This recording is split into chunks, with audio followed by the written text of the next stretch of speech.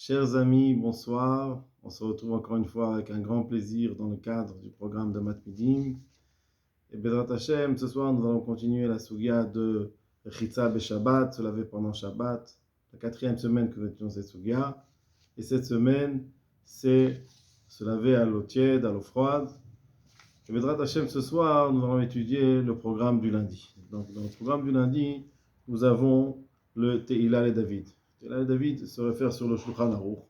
On a vu le Shulchan Aruch Siman Shin Kavav Seif Aleph qui écrit qu'on n'a pas le droit de se laver Afilu b'mayim she'uchmu me'erev Shabbat, même avec de l'eau chaude qui a été chauffée avant Shabbat.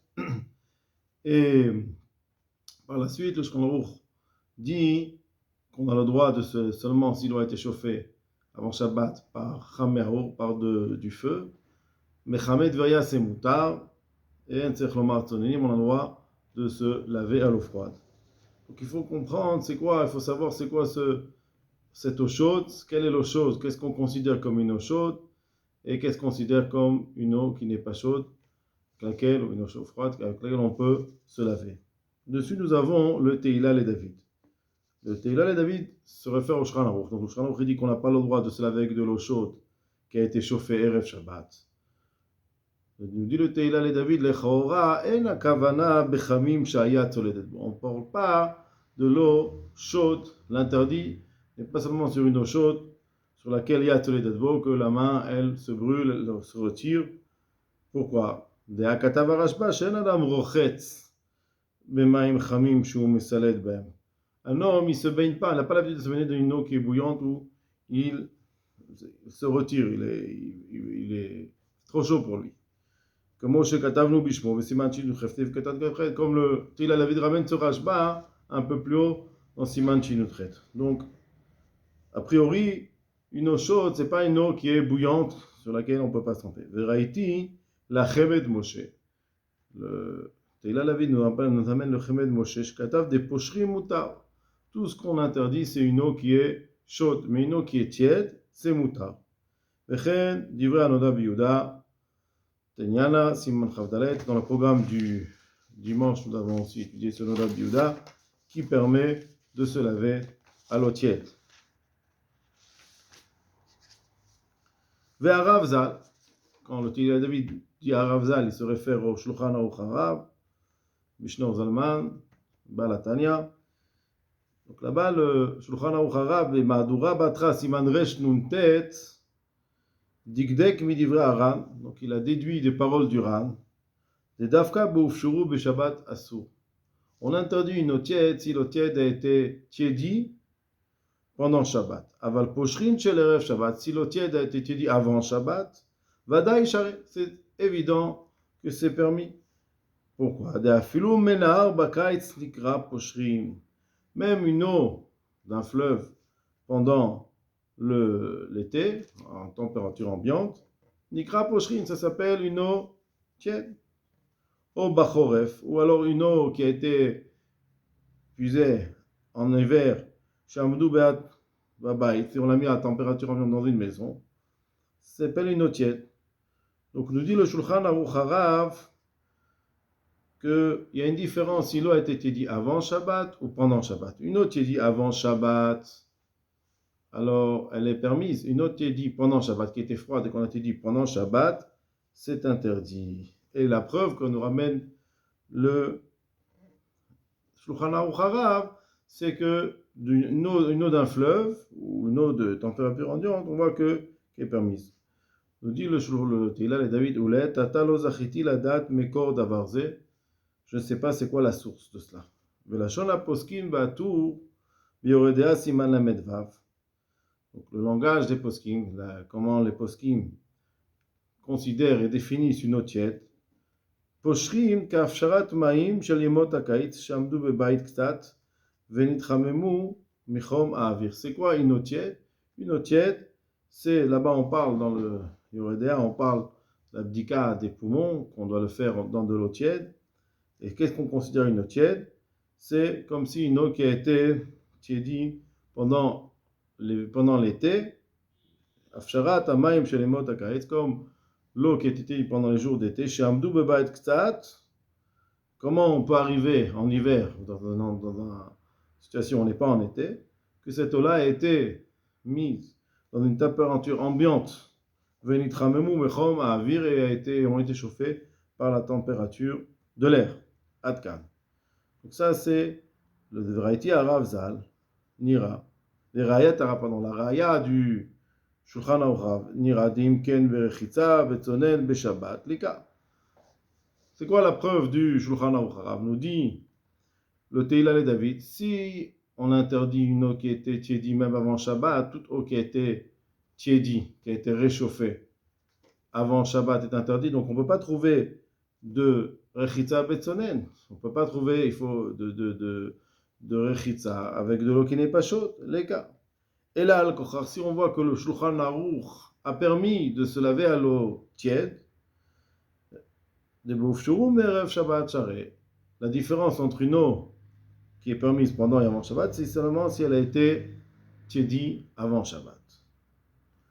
Ou les fizeh, maïm shenishavu beshabbat. Nous dit le Teila Levi, selon l'avis du Shulchan Aruch Harav, si cette eau-là a été puisée pendant Shabbat, bachoref, en hiver, ve'amdu ktsat babayit, et cette eau-là a été mise dans la maison, dans une température ambiante, avec knif shirou beshabbat, donc cette eau-là a été tiédie, puisque c'est une eau qui était froide et qu'on l'a tiédie pendant Shabbat, ve'asur lichotz ba'em.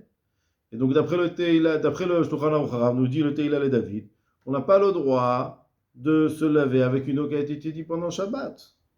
Le Dehat Magen Avram Sif Katan Vav Av Be Panav Yadav Veraglav, même si il veut utiliser cette eau qui a été tiédie pendant Shabbat pour se laver le visage, les mains, les pieds, Asou.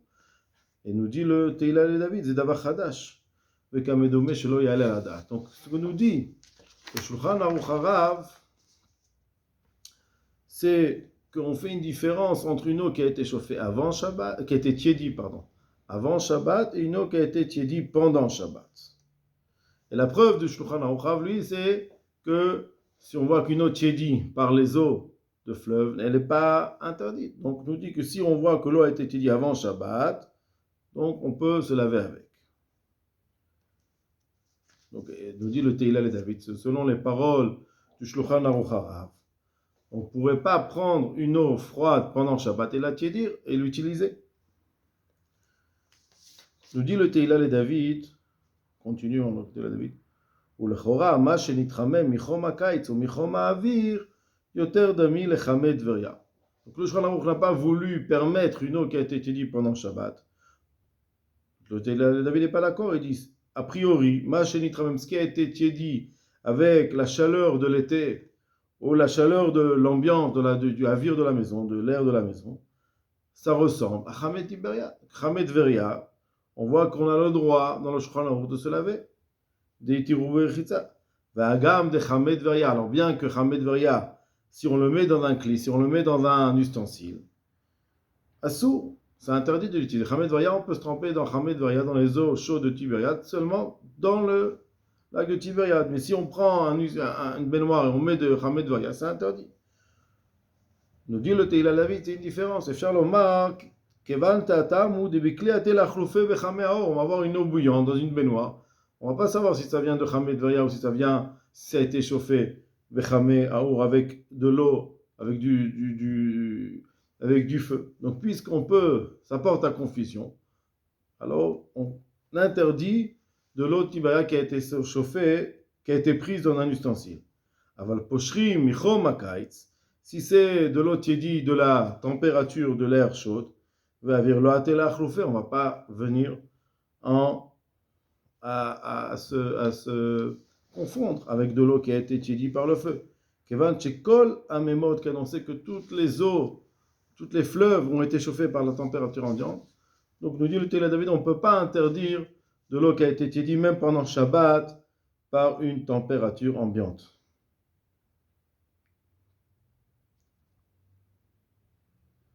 Nous continue le Teila le David. Aval poshrim me'aor, efshar lomar dav me'erev Shabbat asur. Par contre, si c'était une eau froide qu'on a mis sur du feu pendant un petit moment, alors c'est possible que si cette eau a été tiédie par le feu, même si elle a été faite Erev Shabbat, donc c'est comme si elle a été chauffée par Erev Shabbat. Donc nous dit le Tehillah Levi, la différence entre une eau permise et une eau interdite, c'est si elle a été chauffée sur du feu. Si elle a été chauffée avant Shabbat, elle est chaude avant Shabbat, c'est une eau interdite. Mais si c'est une eau qui a tiédie à une température ambiante, c'est une eau qui est permise. Contrairement au Shulchan Aruch, qui pense que même là, le fait que ce soit tiédie ne peut être kasher, ne peut être utilisable que si seulement ça a été fait Erev Shabbat. Donc ça c'est le Noda Biyuda. Ça c'est le Tehillah le David. Continue le Tehillah le David, il nous dit Besof Siman, Besof Seif Alachabet Mevi Tshuva.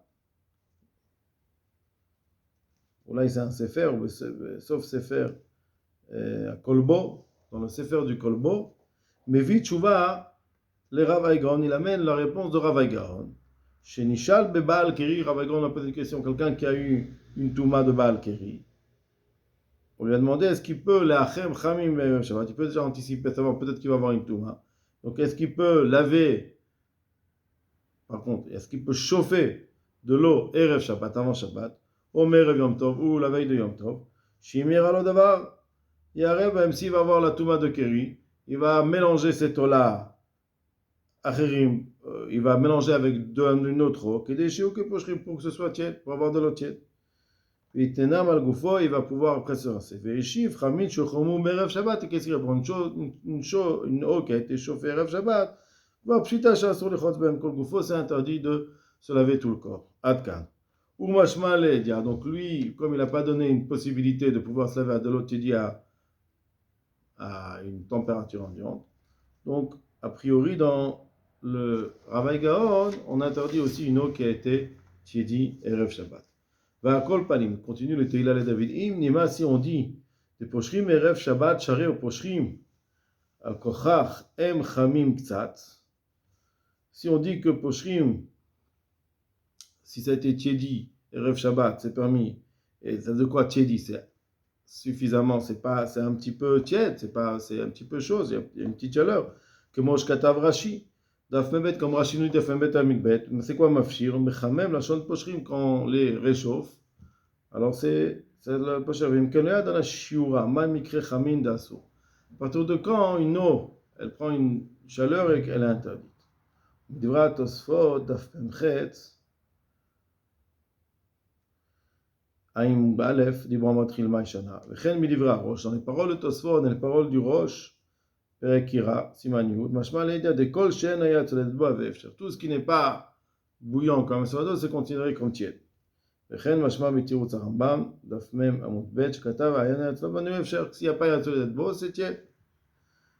Ad Kan, le Lashon Rashba Sham, Efcher Aynu Shkol Shologia le Bishul, et même le Rashba aussi. Il dit que c'est quoi Efcher? Ça peut pas cuire. Donc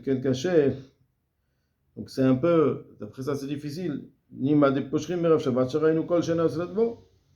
Donc ça veut dire quoi? Qu'est-ce qu'on interdit? Si c'est tiédi, que ça n'a pas de, c'est pas arrivé à une température de, que c'est bouillant, alors c'est permis.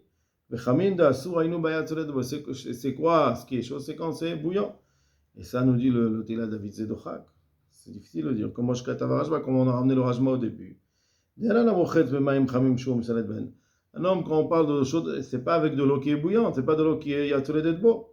Mais gam tinok, on sait qu'il y a une deuxième preuve que nous dit le Tehillah David, que c'est qu'on interdit même pour un tinok. Et c'est sûr que l'interdiction de laver un bébé à l'eau chaude, c'est évident qu'on parle pas de en chez Chrison Irvet, c'est yatzolé d'etbo. Le shiur de yatzolé d'etbo, là, c'est une température où le ventre du bébé se brûle, et donc ça peut pas être ça.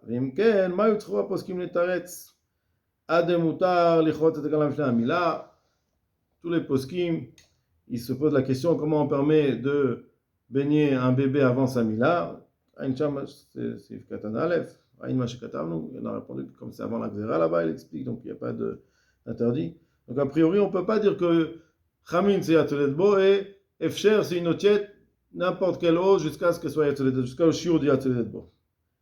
Nous dit le Tehillah le David Efcher des kol shiur yoter michamimut arok, tout ce qui est plus chaud que la chaleur de la salive, assour. C'est interdit. Donc ça, c'est le shiur que nous donne le Teilal David, Aïn, Tosfot Sham, Siman Lamed Vav, Torah Shlomo, peut-être Siman Lamed Vav, c'est le Katan Zayin. Que fait un Kol Shem Magdishim Bo Chamimut, assour. Si on ressent, tiède, d'accord, mais si on ressent une petite chaleur, c'est interdit. Shoel, Ben David Hasham Kra, la Poshrim, la Fiktsina. Celui qui a posé la question de la Biuda, lui, il définit Poshrin, il définit ça, la Fiktsina, c'est-à-dire qu'il a enlevé la fraîcheur. Donc, c'est pas clair ce qu'il dit, mais d'après le Teilal David, une eau tiède, c'est une eau qui est, on ne ressent pas de chaleur et il ne faut pas que ce soit plus chaud que la chaleur de la salive. Voilà, Chazak ou Baruch. Je souhaite à tous beaucoup d'Atzlacha.